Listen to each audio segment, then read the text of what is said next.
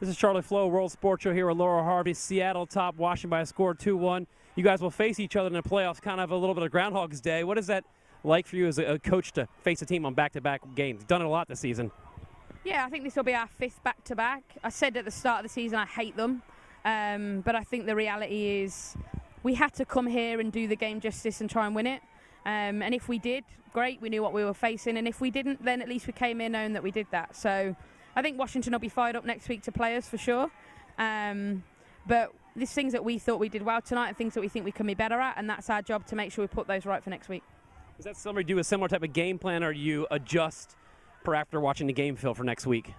I think playing at Memorial is very different to playing here. The field's very different. We're so used to Memorial and what advantages or disadvantages there are there.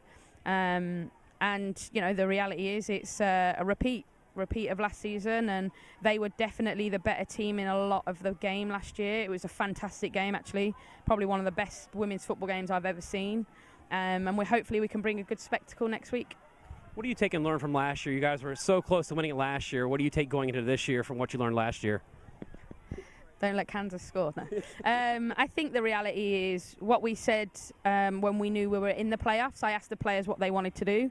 Did they want to rest and just see it through and see if we won the league? They said they wanted to win the league. Okay.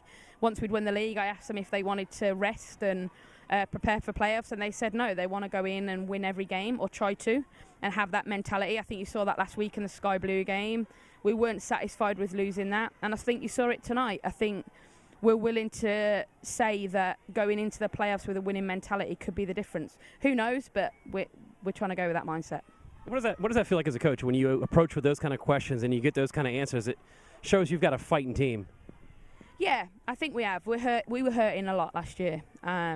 We tried not to talk about it a lot at the start of the season, but you know, as it's got closer and now we're here, the reality is we have to make sure we get to Portland. You know, I think that has to be every team's target in the playoffs, but we were so close last year, undoubtedly the best team in the league, and we want to win it all. We're not just satisfied with the Shield. We maybe were a little bit last year, because for those foreigners of us, winning the league, in our opinion, is what pitifies the best team in the league. But the reality is here, it's not about that. It's about who can win those 2 last games of the season.